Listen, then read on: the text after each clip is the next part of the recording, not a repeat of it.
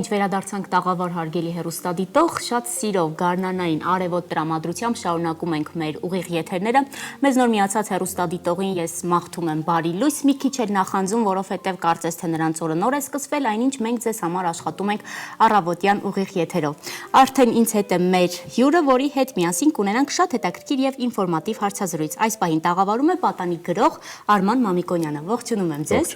Նախ Արման, մինչև կանցնենք ընդհանուր մեր հարցազրույցին, հետաքրքիր է ինչպես է սկսվել ձեր առավոտը եւ ինչ եք սիրում անել արթնանալուց հետո։ Առավոտյան հիմնականում առավոտը սկսում է, երբ որ արթնանում սուրճ խմելով, ու միանգամից հիմնականում դասի կամ ինչ-որ պարապմունքների գնալով, հա միանշանակ։ Այո, եւ դասեր պարապմունքներ գնալով, այո։ Բնորոշ պատանիներ, ինչպես ասում են։ Շուտով հարգելի հեռուստադիտող Արմանի նոր ժողովածուն մեր էությունը վերնագրով կհանձնվի գրականասերների եւ ինչու ոչ հասարակության դատին։ Մենք այս պահին խոսելու ենք ժողովածուից եւ առհասարակ թե ինչպես են պատանիները գրականության հանդեպ սեր տածում եւ ստեղծագործում։ Արման, նախ խոսենք նրա մասին, թե ինչն է ձեզ ներշնչում ստեղծագործել, որից հետո արդեն մանրամասն կխոսենք ժողովածուի մասին։ Հասկացա։ Չեմ ասի, որ երբ որ փոքր էի միշտ երազել եմ գրելու մասին կամ առանց դրա չէի կարող, ուղղակի մի պահ եղավ, երբ որ կային մտքեր, զգացողություններ ու պատմություններ, որոնք պետք է հանձնվեին թղթին կամ որոնք այլևս միայն մտքում չէի կարող պահել, այդ իսկ պատճառով սկսեցի գրել ու հանձնել թղթին ու գրելը սովորեցնում է հասկանալ որոշ բաներ եւ ընկալել յուրովի կամ վերապրել որոշ զգացողություններ, այդպես։ Ձեր ժողովածուի բանաստեղծությունների թեմաներ ինչ որ չափով արդեն խոսում է ձեր նախասիրությունների կամ գուցե մարդիկ, որոնք որ կարևոր նշանակություն են ունեցել ձեզ համար, կան հետաքրքիր թեմաներ, որոնցից մայրը եւ տատիկը, այսպես առարկայական առանցքային նշանակություն ունեն ժողովածուում, հետաքրքիր է այս կանայք ինչպես են ազդել ձեր կյանքի որակի վրա եւ ինչու ոչ միամսյակ է կարող եք առիթնել օգտագործել նրանց շնորհակալ լինելու եւս մեկ անգամ։ Նախ սկսեմ, որ ժողովածուն, եթե իմ առաջին գիրքը ինչ-որ մեկի հաջողության պատմության մասին է, ժողովածուն ամբողջությամբ իմ կյանքի եւ փորձության մասին է մինչեւ օրս ու ժողովածուի մեջ նշում եմ մայրիկի, տատիկի, ծնողի կարևորությունը, այս դեպքում մայրիկս եւ տատիկս կյանքիս երևի չէ հաստատ ամենակարևոր անձինք են, ովքեր ունեն իրենց ներդրումը իմ անհատականության ձևավորման մեջ։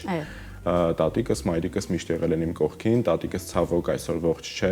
2017 թվականին է մահացել, բայց մայրիկս շարունակում է մնալ իմ կողքին, տատիկս միշտ զգում եմ նրա ներկայությունը ցանկացած կարևոր որոշումների ժամանակ։ Արման, հետաքրքիր է այս կանանց կերպարը գրականության մեջ ինչպես է արտացոլում եւ ինչ տարբերություններ կան արդեն կերպարի եւ իրականի միջեւ։ Մայրիկիս կերպարը ես արտացոլում եմ ուժեղ կնոջ կերպարով, որովհետև մայրիկս իմ ճանաչած ամենաուժեղ կինն է, նմանատիպ փորձությունների միջով անցած կինը, այսօր կանգուն է եւ իսկ տատիկիս դեպքում տատիկս միշտ եղել է իմ մանկական հիշողությունների մեջ ամենալուսեղ կետը ու հենց այդպես էլ իրեն արտացոլել եմ բանաստեղծության մեջ։ Ես կարծում եմ բոլորիս տատիկները միշտ մանկության են ամենատաքուշերը, իսկապես տատիկների հետ է կապված։ Ժողովածուն բաղկացած է մի քանի բանաստեղծություններից, հետաքրքիր է հենց հատուկ այդ 10 բանաստեղծությունները ընտրվել են մեր էությունը ժողովածուի համար, թե դրանք ուղղակի հավաքվել են ու այդ ժողովածուն այդպես է վերնագրվել։ Բանաստեղծությունները գրել եմ 1.5-2 տարիների ընթացքում միտք չունենալով, որ պետքա ժողովածու թողարկեմ կամ ինչ-որ տենց բան, այլ ինչ-որ գրվել են, միայն 10 չեն եղել են շատ բանաստեղծություններ, ուղղակի առանձնացրել եմ նրանք, որոնք կապված են ինչ-որ չափով իրար հետ եւ ներառել ժողովածուի մեջ։ Հետաքրքիր է բանաստեղծություններ գրելու են background-ը, հա, գիտելիքները որտեղից են գալիս ու ասում են, որ գրականություն սիրող հումանիտար առարկաների մեջ ներգրաված անձինք են հիմնական ստեղծագործում, արդյոք կկոտրեք այս կարծրատիպը, թե կասեք հենց այդպես է։ Չէ, իրականում նախ այսպես ասեմ, իմ մեջ ստեղծագործություններ գրելը ձևավորվեց դպրոցում, որովհետև ինչ որ առաջադրանքներ էին տալիս, որ պետքա քառատողեր գրեին, ինչ որ այդպիսի բան, ու դա ինձ սկսեց դուր գալ հենց փոքրուց, ու հենց այդպես սկսեցի գրել բանաստեղծություններ, այդպես ստացվում է մանկության տարիներից։ Հա, մանկության տարիներից։ Ինչ կանվանեք, հոբի, նախասիրություն, ինչ է գրելը, ստեղծագործելը։ Ինձ համար նախասիրություն։ Իսկ հետագայում մասնագիտություն դարձնել ցանկանում եք, թե հենց նախասիրություն էլ կմնա։ Ինձ թվում է նախասիրություն էլ կմնա, որովհետև ես ապագա մասնագիտություն ընտրել եմ միջազգային հարաբերությունները, ինչը որոշ չափով նաև ասոցացվում է գրելու հետ, բայց կարծում եմ, որ սա կմնա որպես նախասիրություն։ Այո, ես կարծում եմ ինչ որ աղերսներ կկարողանա գտնել արդեն մասնագիտության եւ նախասիրության միջեւ, ինչպես որ դասականորեն այդպես է լինում է։ Արման, մի հետաքրքիր նախադասություն կա ձեր այդ բանաստեղծությունների մեջ, նրբագող գեղեցկություն, այս ինչ որ նոր բառ է նրբագողը կարծես թե մի փոքր կուզեմ անդրադառնալ այս բառին ու առհասարակ ստեղծագործելիս ինչպես են ստեղծվում այդ նոր բառերը, որովհետեւ պատմությունը ցույց ցույց է տալիս, որ իսկապես միշտ էլ գրողները ինչ որ բառեր իրենք են ստեղծում իրենց բանաստեղծությունների համար։ Ես որոշ բառեր, թեկուզ նորամուծություն եմ անում բանաստեղծությունների մեջ, պատկերացնելով ինչ որ օրինակ մայրիկիս կարող եմ ասել ու մայրիկիս գեղեցկությունը պատկերացնելով այդպես ինչ որ բառեր են հորիվում, որովհետև ինձ համար մայրիկիս գեղեցկությունը ինչ որ աննկարագրելի բան է, որը հասարակ բառերով միանշանակ չէ կարող նկարագրել։ Հետաքրքիր է, մանկության տարիներին ես վերագրում քո այս գրական փորձերը, կհիշես քո առաջին ստեղծագործությունը, դա երբ է եղել։ Երևի թե ինչ որ փոքր դասարանում, որ տալիս էին տնային առաջադրանք գրելու, երևի դա, բայց անուն չեմ կարող հիշել։ Այսինքն չես պահել։ Չէ։ Ինչու եմ ասում, որովհետև երբ լինում է, որ աշակերտները նոր-նոր գրում են, իհարկե դա դպրոցական տարիներին միշտ ծնողներն են, մայրիկներն այսպես շատ տաք պահում են դրանք, կարծես թե առաջին նմուշը։ Բան կարող է հարցնել, սա շատ լավ առիթ է, այո։ Հետաքրքիր է ով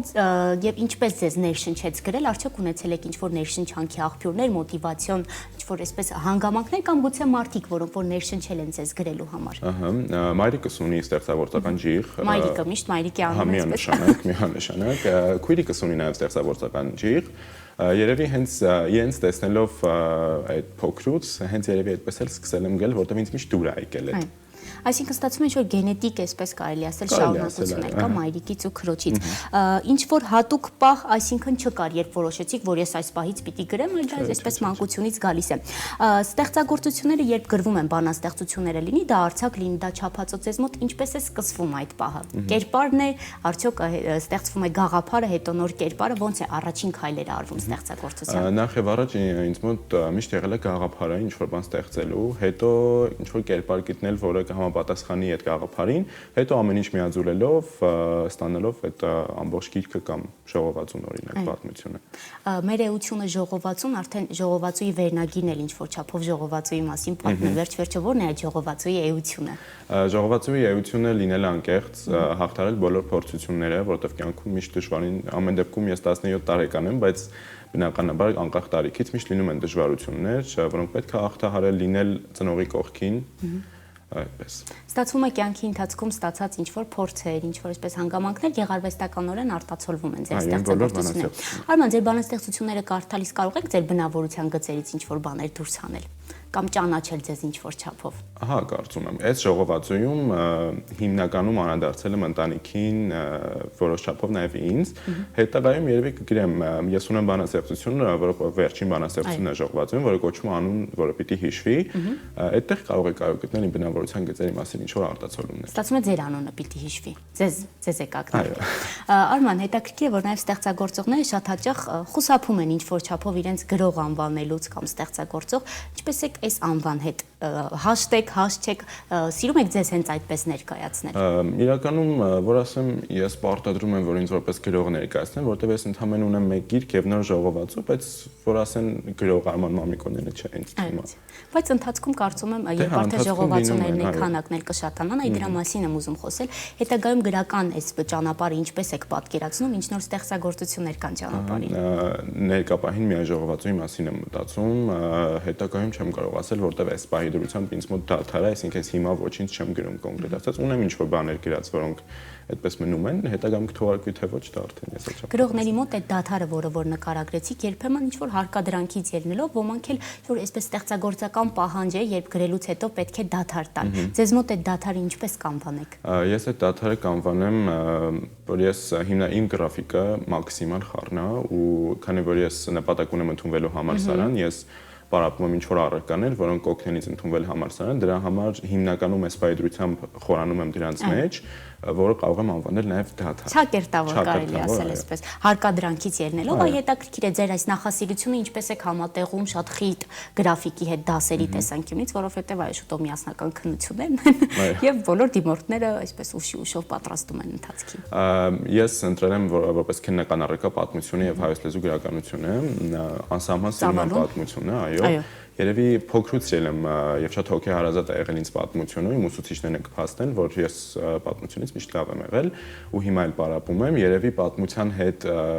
ինձ շատ դուր են գալիս շրջադարձները պատմություն առհասարակ գրքի կամ թեկուզ հենց պատմության մեջ զարգացումները ու ես ոնց որ միշտ երազել եմ կամ նպատակ եմ ունեցել ունենալու իմ ստեղծած պատմությունը, որը կունենա դրամա, որը կունենա ինտրիգ ու իմ նախորդ գրքի Վրեժի ծարավի մասին, ովքեր որ կարդացել են գիրքը, փաստում են, որ ինտրիգը ամեն online edge-ում կա, այսինքն դադար է կարդալու համար հիմնականում չի ստացվում, կարդան որ վերջում հասկանան ինչ է լինում։ Հետաքրքիր է վրեժի ծարավը արցակ ստեղծագործություն։ Այո, գիրք է։ Այսինքն եւ ունենք չափածո ստեղծագործություններ եւ արցակ։ Ինչպես այդ արցակից չափածոին անցակ, որովհետեւ ստեղծագործողների դեպքում եթե չափածոյը այդպես էլ մնում են կամ իրենց հաջող է այդպես ստեղծագործել։ Վրեժի ծարավը գրքից առաջ անգամ ունեի բանաստեղծություններ գրած ու այդ ընթացքում էլ երբ որ համ գիրքն էի գրում, համ էլ չափածոները, որոշեցի սկզբից թողարկել գիրքը, հետո նոր արդեն բանաստեղծություններ, այսինքն իմ մոտ խնդիր չկա, որ ես հենց մենակ արցակ եմ ուզում գրել կամ հենց մենակ չափածո։ Գիրքը քանի տարեկանում եք թողարկել։ Գիրքը 10 անցած տարի եմ թողարկել 24 թվականին։ Այո, շուտով նաև կթողարկվի այս նոր ժողովածուն, ինչ ընթացք է այս ժողովածու թողարկելը, ինչ ջանքեր են ընդհանրապես ձեզնից պահանջում։ Նախ նշեմ, որ ժողովածուն լինելու է աուդիոբուք եւ e-book հարթակներում միայն, այսինքն չի տպագրվելու, որպեսզի հասանելի լինի բոլորին, ովքեր որ ցանկանան կարդալ, լսել։ Այդպես ինձ համար դեռևս ինչ որ տեխնիկական աշխատանքներ են գնում, որոնք բացարձակ ծանր չեն ինձ համար։ Շատ լավ է, որ այդպես եք նկարագրում։ Աուդիո գրքեր կարդալը շատ ակտուալ էր մի քանի տարի առաջ եւ դեռ պահպանվում է, կարծում եմ։ Դուք կարդում եք այդպիսի գրքեր։ Երբեմն այո, երբ որ չեմ հասցնում կամ ճանապարհին կամ ինչ որ տեղ գնալուց, դնում եմ ականջակալներով, լսում աուդիո գրքեր կամ ոդքասթեր օրինակ։ Տարբերությունը ձեզ համար ակնհայտ է ստացվում աուդիո գրքեր կարդալու, որովհետեւ ասում են ուշադրություն էլ այդքան էսպես պետք չէ միանգամից սևեռել։ Արման, քանի որ հիմա դադարում եք գտնվում, այնուամենայնիվ ետ վերադառնալով հենց այդ գրական ստեղծագործական ընթացքին, ինչ ռիթմով եք գրել, հետաքրքիր է, ոմանք օր ու գիշեր են ստեղծագործում, ոմանք ինչ որ պահից ներշնչվելով են ստեղծագործում, ձեզ մոտ ինչպես է հենց այդ ընթացքը տրվում։ Ուրեմն ինչ որ դրվագ պատկերացնում եմ, մի անգամից ցուխտ եմ անկալի, որ գրեմ կամ թեկուզ հեռախոսից մեջ եմ ինչ որ նշումներ անում, կարելի է որ մի օր օրինակ 2-3 ժամ նստեմ գրեմ կամ ավելի, բայց օրինակ երկու հաջորդող երկու օրը ոչինչ չգրեմ, որովհետև այդ բանը մտքից ոչինչ չի գալիս։ Այսինքն կոպիտ ասած այն մուսան, որը պետք է գրելու համար, այդպես է ռիթմը, այդպես է հիմնական դասավորվում։ Ստացվում է այդ մուսան կապ եւ ապայբով կապ չունի, հա, օրվա ինչ որ ժամի երբ գալիս է, պետք է թուղթու գրիչը ձեռքը տառնես։ Եվ մի բան էլ ասեմ, հիմա շատ հաճախ ստեղծագործելիս թուղթու գրիչ երևույթն էլ է կարծես թե վերացել, ոմանք ինչ որ այսպես համակարգչի վրա տպում են։ Ձեզ համար թուղթու գրիչի արկայությունը պարտադիր է թե ոչ։ Սկզբից այո, պարտադիր է, դե բնականաբար խմբագրելու եւ արդեն համակարգչին փոխանցելու համար միանշանակ սարքավորումները հարկավոր են, բայց սկզբից ինձ համար մի օրինակ ես գել եմ թղթի վրա, հետո անցկացրել եմ արդեն։ Ինչու եմ ասում, որովհետեւ ինձ մոտ է ինչ որ բան գրելիս, երբ ես դա գրում եմ թուղթ եւ գրիչով, կարծես թե ինչ որ հավելյալ ջանք ես գործադրում, հա, գրելու կարծես թե ավելի լավ է տպավորում, փաստորեն այդպես է նաեւ ստեղծագործողների մոտ։ Խմբագրական աշխատանքները եւ չափածո եւ արցակ ստեղծագործությունները ինչպես են ընթացել ու այս դեպքում ովքեր են եղել ձեր խմբագիրները։ Խմբագիրները անուններ չնշեմ, եղել են ինչ որ տպագրատներում խմբագրեր, ովքեր նախ սկզբից ես եմ խմբագրել ոնց որ իմ ձևով, հետո տրամադրել եմ նրանց, ինչ որ արդեն թեկուս գրական ինչ որ ուղիներ են կատարել։ Սրբագրում ավելի շատ կարելի ասել։ Կարելի ասել սրբագրում են կատարել։ Ժողովածուն դեռևս խմբագրման չի գնացել, բայց ուրեմն կգնա։ Ստեղծագործողի համար ո՞րն է ամենալավ պահը՝ գրելը, թե գրելուց հետո թողարկել ու արդեն հանձնել հասարակության դատին։ Որն է ձեզ ավելի էսպես ներշնչում։ Դե միանշանակ պետքա սկսել գրելուց բնականաբար, հենց ներշնչանքը այդտեղից է գալիս, բայց միանշանակ շատ հաճելի է հետագայում հանձնել հանդիսատեսի դատին ու լսել լավ կարծիքներ։ Դե հիմա խոսեք այդ կարծիքների մասին։ Ինչ եղավ, երբ վրեժի ծարավը արդեն սկսեցին կարդալ ընդհանրապես, ինչ կարծիքներ եք լսել ու արդյոք ունեցել եք առողջ քննադատողներ ձեր կողքին։ Իմ կողքին բոլորը առողջ քննադատողներ են, որովհետև ես միշտ ասել եմ, որ եթե ես ինչ-որ բան անում եմ ու ձեր սրտով չի, ես պարտադրում եմ, որ դե ինձ ասեն, որովհետև դա բնականաբար կօգնի հետագայում ինչ-որ բաներ ավելի լավը դարձնելու համար։ Երբ որ թողարկեցի ու արդեն իմ սոցիալական էջերում տեղադրեցի գրքի նկարը, այսպես մի անգամ ոչ մեկ չի իմացել։ Իմացել է միայն իմ մայրիկը, ով այդ ընթացքում համել ինձ աջակցել է։ Հետագայում արդեն երբ որ գցեցի իմ սոցիալական էջերում հրապարակեցի, մի անգամից զանգեր ստացա, որ սպասում ենք, օրինակ վերանգիրը եւ բովանդակությունը հետաքրքիր է ներածությունը ու հետո արդեն երբ որ սկսեցին կարդալ, որովհետև սկզբից նախավաճառք էր, հետո նոր թողարկվեց, սկսեցին կարդալ, երևի կարող եմ շատ քիչ որ ասեմ, ոչ թե չեն հավանել, այլ ինչ որ բաներ գուցե նրանց սրտով չէր, որովհետև վրեժի ծարավը ինքը իրական պատմության հիման վրա ստեղծված գիրք էր, որը գուցե նաև ինչ-որ մարդկանց դուր չկար, բայց 99%-ով լավ կարծիքներ են։ Ընտիր, Վրեժի ծարավը միշտ շատերի մոտ ասոցիացիաներ է առաջացնում հնդկական հայտնի կինոյի հետ կապված։ Ես իրականում թողարկելուց հետո եմ իմացել, որ նմանատիպ ֆիլմ կա, այն հնդկական։ Եվ դիտել եք այդ ֆիլմը թողարկելուց հետո, խորհուրդ կտամ, հետաքրքիր է։ Okay։ Վերնագրի հետ կապված էլ ինչ-որ բան նաև հենց վերնագրի մեջ էլ է արտացոլվում, ինչ եք դուք արտացոլել այդ վերնագրի մեջ։ Բոլորը մտածում են, որ Վրեժի ծարավը ինչ-որ դրամա կամ ինչ-որ հետաքրքիր զարգացումներ, կրկին հետաքրքիր զարգացումները, բայց ոչ ինչ-որ մարտական գիրք ա եղել, ոչ, ուղղակի պատմությունը ինքնին իրենց հենց Վրեժի ծարավը ներկայացնում, բայց ոչ թե այն Վրեժը, որը մենք պատկերացնում ենք եւ գիտենք, այլ իր սեփական եսի իրեն ավելի բարելավելու այդ Վրեժի մասին է խոսքը եղել գրքում։ Այո, դասընկերների կողմից արձագանքը ինչպիսին է, բավականին լավ։ Աջակցող էին, այսինքն ստացվում։ Ես սովորել եմ 9 տարի հիմնական դպրոցում, 137 դպրոցում, հիմա սովորում 97 հավաք դպրոցում, նաև սովորել եմ Մանուկ Աբեղյանի թիվ 3 հավաք դպրոցում, այդտեղ չնայած Մանուկ Աբեղյանի ժամանակ դեռևս չգիտեին, որ գիրք եմ գրում, բայց հետագայում երբ որ արդեն տեղափոխվել եմ նոր հավաք դպրոց, այդտեղ արդեն միանգամից զանգեր համակարգություններ ունեցել եմ երեխեքի հետ։ Արման, ինչի չգիտեին, ինչու չէիք ասում դրա մասին։ Չէի ասում, օրինակ իմ մեջ մի հատ այսպեսի բան կա, ես այն ժամանակ, երբ ինչ-որ նպատակ եմ ունենում, միանգամից բոլորին ասում եմ, որ ես եմ ուզում անեմ, այն եմ ուզում անեմ, բայց ժամանակի ընթացքում հասկացա, որ պետք է նպատակները ասել այն ժամանակ, երբ որ կատարվում են եւ իրագործված են լինում։ Սա շատ հետաքրքիր էսպես ժեստ է, հարգելի հեռուստադիտող, որ երբ ինչ-որ նպատակ եք դնում, կարող եք չասել։ Կանեք, հետո որ արդեն հանրությունը դրա մասին կիմանա։ Այսպես դուք եք արել։ Բայց մայրիկը գիտեր դրա մասին ամենասկզբից։ Մայրիկս գիտի իմ մասին ամեն ինչ, ու ես ունեմ բազում ընկերներ, բազում լավ ընկերներ ու հիմնականում շատ ընկերներ ձեռք են բերել 24 թվականին, հենց որովհետև 24 թվականը երևի մինչև այս եղած ապրած իմ ամենալավ տարիներ այդ հաջողությունների առումով ընկերներ ձեռք բերելու առումով, բայց մայրիկս իմ ամենամտերիմ ընկերն է։ Եվ այդպես էլ կմնա վստահաբար։ Ուսուցիչների արձագանքը ինչպիսին էր, երբ արդեն իմացա, որ իրենց աշակերտը ստեղծագործում է, որովհետև դա ինչ-որ չափով նաև հպարտության առիթ է ստացալիս։ Հպարտ էին 3 դպրոցներում էլ ու հիմա էլ ունեմ շփումներ թե նախին դպրոցների հետ բնականաբար ներկայիս դպրոցի հետ եւ դիտում են նաեւ այդպես։ Այո, կարող ենք նաև նրանց ասել շնորհակալություն այդ խոսքի համար։ Արման, բացի այս ամենից նաև խոսենք դրա մասին, որ այսօր պատանի գրողներ քիչ են կամ գուցե այդպես էլ հայտնի չեն, որովհետև այսօր տեղեկատվական տեխնոլոգիաների զարգացմանը զուգահեռ մարդկանց նախասիրությունները շատ ավելին են, քան ուղղակի ստեղծագործելը։ Պատանի տարիքում ինչպես է առաջանում առհասարակ սերը գրականության գրելու նկատմամբ, երբ կողքից լիքը այլ հետաքրքրություններ էլ կան։ 21-րդ դարում դա բնականաբար թվային տեխնոլոգիաների դար է, բայց ես կարող եմ մի օրինակ բերել, գիրքը համեմատել ինչ-որ մոռացված արահետի հետ, եւ արահետի հետ, երբ որ անցնում ենք արահետի կողքով, չենք նկատում, որովհետեւ էկրաններից եկող ձայները խլացնում են մեզ, բայց երբ որ անցնենք այդ արահետի մեջով, որտեղ բառերն են շնչում, որտեղ զգացմունքներն են խոսում, կնկատեն ու այն պահից, երբ որ գիրքը կդադարի լինել պարտադրանք, ինձ թվում է այդ ժամանակվանից արդեն կսկսենք կարդալ, որովհետեւ մենք այն մեր շրջապատում են մարդիկ, ովքեր չունեն սեր կարդալու հետ, ոչ թե մենք պիտի ասենք դու կարդա, որովհետև կարդալը պետք է, այլ կարդա, որովհետև գուցե բացահայտես քեզ համար ինչ-որ նոր բան, որը կփոխի քո կարծիքը, կփոխի նաև գուցե քո կյանքը։ Իսկապես Արման, շատ հաճելի է լսել պատանի երիտասարդից նման խոսքեր, գրքի նկատմամբ սեր, հետաքրքրություն։ Պատանեկության ժամանակաշրջանը նաև մեր տարիքի շրջաններից է, երբ ինքնաբացահայտվում ես, ինքնադրսևորվում ես։ Այս փուլը ձեր կյանքում ձեզ օգնել է, թե ինչ-որ չափով նաև մարտահրավերներ է առաջացրել ստեղծագործելիս։ Մարտահրավերներ կային միանշանակ, ոչ միայն ստեղծագործելիս, այլ ցանկացած կյանքի տարբեր իրավիճակներում, բայց միանշանակ օգնել է ինձ, որտեղ միշտ կողքից ունեցել եմ ինձ հատարող այն մարդիկ, ովքեր ցանկացած իրավիճակի հպարտ են ինձնով, թե իմ ընտանիքի անդամները, թե իմ ընկերները, ուսուցիչները։ Այսինքն ստացվում է ինչ-որ մարտահրավերներ այսպես չկան։ Եղել են։ Ինչ-որ չափով, այո, անցումային տարիքի հետ կապված կարելի ասել։ Արման, երբ ստեղծագործում ես, պատկերացնում ես, թե դու ում համար ես գրում եւ քո ընթերցողին ինչ-որ չափով որպես կերպար դիտարկում ես, թե ոչ։ Իմ ցանկացած ստեղծագործություն գուցե եւ կարդալիս դա չի նկատվում, բայց ունեն հստակ շեշտակիություն, հստակ կերպար, ում համար կամ ում դեմ գրվել այդ ստեղծագործությունը, օրինակ մայրիկս, տատիկս, այնտեղ ունեմ ստեղծագործությունը։ Ժողովածուի մեջ 3-4 ստեղծագործություն նվիրված է մայրիկիս տարբեր վերնագրերով ու մայրիկիս կամ մեր կյանքի տարբեր ինչ որ շրջադարձային փուլերի մասին տատիկից, բայց բոլորն էլ ուղղված են ինչ որ մեկին կամ ինչ որ մնացած։